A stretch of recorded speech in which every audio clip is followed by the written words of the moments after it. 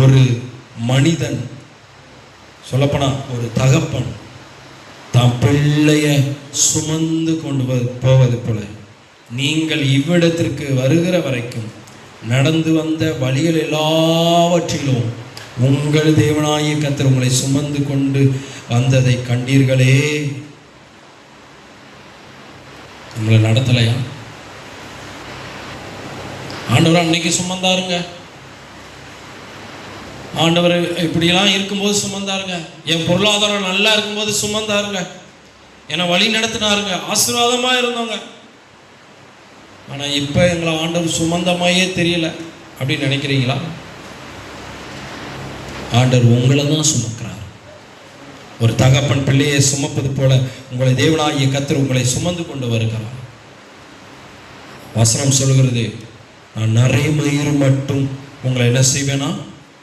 சுமப்பேன். நரைமயிறு மட்டும் உங்களை சுமப்பேன், தாங்குவேன், ஏந்துவேன். அல்லேலூயா. ஆண்டவர் இப்படிப்பட்ட ஆண்டவர், நம்முடைய தேவன் நம்மோடு கூட இருக்கிறார்.